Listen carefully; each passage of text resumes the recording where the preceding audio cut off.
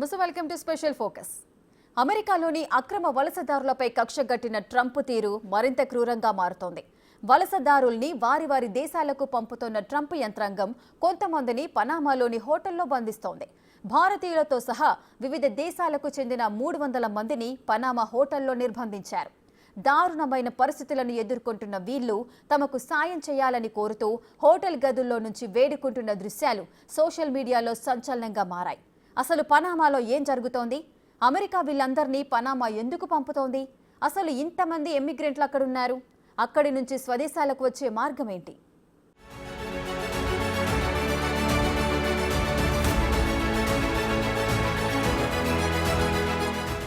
America నుండి బలవంతంగా తరలిస్తున్న వలసదారుల పరిస్థితి హృదయ విదారకంగా మారుతుంది. నిన్నటి వరకు సంఖ్యలతో స్వదేశానికి సాగనంపిన ట్రంప్ యంత్రాంగం ఇప్పుడు గేమ్ మార్చింది. భారతీయులతో సహా పలు దేశాల అక్రమ వలసదారులను పక్కనే ఉన్న పనామాకు తరలిస్తోంది. అక్రమ వలసదారుల్ని తమ దేశంలోకి తీసుకుంటామని అమెరికాతో ఒప్పందం చేసుకున్న పనామా వారందరికీ ఒక హోటల్లో బస ఏర్పాటు చేసినట్లు వెల్లడించింది. అయితే వారిలో 40% మంది తిరిగి తమ స్వదేశానికి వెళ్లడానికి ఆసక్తి చూపడం లేదని పనామా అధికారులు చెబుతున్నారు. సుమారు 300 మంది వలసదారులు తమ దేశానికి చేరినట్లు పనామా భద్రతా వ్యవహారాల మంత్రి ఫ్రాంక్ అబ్రేగో తెలిపారు. వీళ్ళంతా భారత్, ఇరాన్, నేపాల్, శ్రీలంక, పాకిస్తాన్, ఆఫ్ఘనిస్తాన్తో సహా పలు దేశాలకు చెందిన వారని వెల్లడించారు. అయితే ఈ ప్రక్రియ మొత్తానికయ్యే ఖర్చును అమెరికానే భరిస్తుందని స్పష్టం చేశారు. మరోవైపు బహిష్కరణకు గురైన వారిని ఓ హోటల్లో నిర్బంధించామంటూ పలు ఫోటోలు సోషల్ మీడియాలో వైరల్ అవడంతో తాజాగా అబెగ్రో వాటిని ఖండించారు. వలసదారులను ఉంచుతున్న హోటల్ పోలీసు అధికారుల పర్యవేక్షణలో ఉందని వెల్లడించారు. వారందరికీ వైద్యంతో పాటు అన్ని సౌకర్యాలు కల్పించినట్లు చెబుతున్నారు. ఇటీవల అమెరికా విదేశాంగ మంత్రి మార్కో రూబియో లాటిన్ అమెరికాలో పర్యటించారు. ఈ సందర్భంగా గ్వాటెమాలా, పనామా దేశాలతో వలసదారుల తరలింపులపై ఒప్పందాలు చేసుకున్నారు. ఇటీవల చైనా, పాకిస్తాన్, ఆఫ్ఘనిస్తాన్ దేశాలకు చెందిన 119 మంది వలసదారులను పనామాకు తరలించగా గ్వాటెమాలాకు మాత్రం ఇంకా అమెరికా వలసదారులను తరలించలేదని తెలుస్తోంది. అయితే పనామాలో ఉన్న మొత్తం వలసదారుల్లో 171 మంది ఇంటర్నేషనల్ ఆర్గనైజేషన్ ఫర్ మైగ్రేషన్, ఐక్యరాజ్యసమితి రెఫ్యూజీ ఏజెన్సీ సహాయంతో స్వచ్ఛందంగా స్వదేశానికి తిరిగి వెళ్లడానికి నిరాకరించేవారని పనామాలోని రాడియన్ ప్రావిన్స్ లోని శిబిరానికి తరలించాలని పనామా అధికారులు ఆలోచిస్తున్నారు. అయితే కొందరు వలసదారులు తాముండి హోటల్ గది కిటికీల వద్దకు వచ్చి సహాయం కోసం వేడుకుంటున్నారు. మా దేశంలో రక్షణ ఉండదని కాగితాలపై రాస్తూ ఆవేదన వ్యక్తం చేస్తున్నారు. అయితే పశ్చిమాసియా దేశాలకు చెందిన వారిని నేరుగా స్వదేశాలకు పంపించడం అమెరికాకు కష్టమవుతున్న తరుణంలో పనామాతో ఒప్పందం చేసుకున్నట్టు తెలుస్తోంది. అమెరికా నుంచి ఇలా బహిష్కరణకు గురైన వారికి రవాణా దేశంగా పనామా పనిచేస్తుంది. అయితే దీనికి సంబంధించిన అన్ని ఖర్చులను అమెరికా భరిస్తూ ఉండగా వీరిలో 10 ఆసియా దేశాల నుంచి వచ్చిన వలసదారులు ఉన్నట్లు సమాచారం.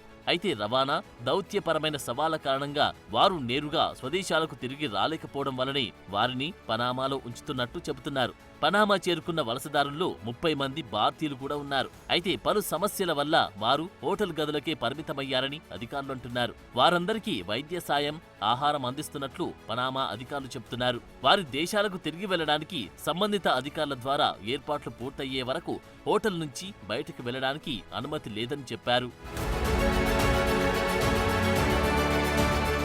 ఇక కోస్టారికాతో కూడా అమెరికా ఇలాంటి ఒప్పందాలు చేసుకున్నట్లు సమాచారం. ఇప్పుడు భారత్తో సహా మధ్య ఆసియా దేశాలకు చెందిన దాదాపు 200 మంది అక్రమ వలసదారులు తమ దేశానికి చేరుకున్నట్లు కోస్టారికా అధికారులు తెలిపారు.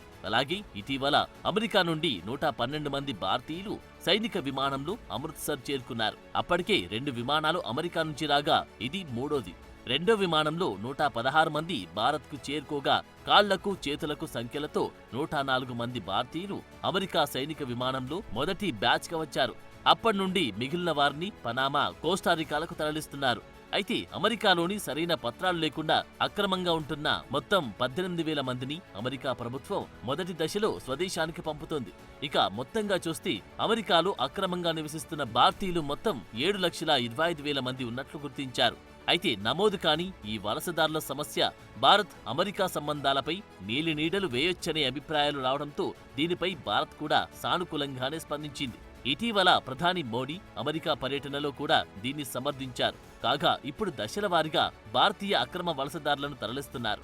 అయితే వీరిని పనామా నుండి ఎలా తరలిస్తారో ఇంకా స్పష్టత రాలేదు.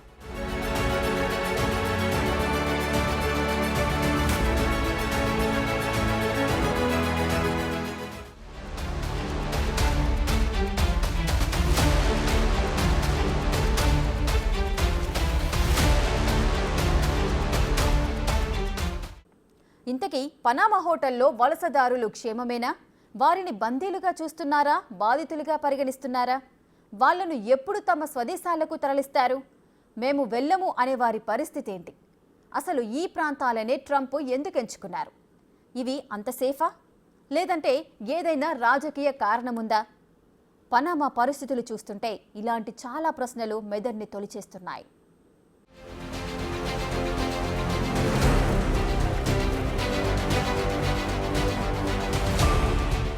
నిజానికి పనామా హోటల్ చాలా ప్రసిద్ధి చెందిన పెద్ద హోటల్. ఈ హోటల్ నుండి అందమైన సీ వ్యూ ఉంటుంది. గది అద్దాల నుండి సిటీ రోడ్లను చూడొచ్చు. ఈ హోటల్లో 2 ప్రత్యేకమైన రెస్టారెంట్లు, ఒక స్విమ్మింగ్ పూల్, ఒక స్పా, ప్రైవేట్ ట్రాన్స్పోర్ట్ సౌకర్యం కూడా ఉంటుంది. అయితే ఈ సౌకర్యాలన్నీ ఈ అక్రమ వలసదారులకు లేవు. ప్రస్తుతం ఇది అమెరికా నుండి బహిష్కరించబడిన 299 మంది పత్రాలు లేని వలసదారులను ఉంచి తాత్కాలిక కస్టడీ కేంద్రంగా మారింది. సాధారణంగా ఈ డెకాపోలిస్ హోటల్లోకి పర్యాటకులు ఈజీగానే వెళ్ళొచ్చు. కానీ ఇప్పుడక్కడ భారీగా పనామా నేషనల్ ఏరోనావల్ సర్వీస్ పోలీసులు హోటల్ లోపల, బయట కఠినమైన భద్రతను అమలు చేస్తున్నారు. ఒక మీడియా నివేదిక ప్రకారం ఓ మహిళ ఫార్సీ ట్రాన్స్లేటర్ గా సహాయం అందించడానికి హోటల్ కు వెళ్లగా వాళ్ళ దగ్గర ఆల్రెడీ ఒక ట్రాన్స్లేటర్ ఉన్నట్లు అధికారులు చెప్పారు. అయితే హోటల్ లోపల ఉన్న వ్యక్తులు అది నిజం కాదని చెప్పారని ఆమె మీడియాకు తెలిపింది. ఇది అక్కడ బంధించబడిన వారి భద్రతపై ఆందోళనలు పెంచుతోంది.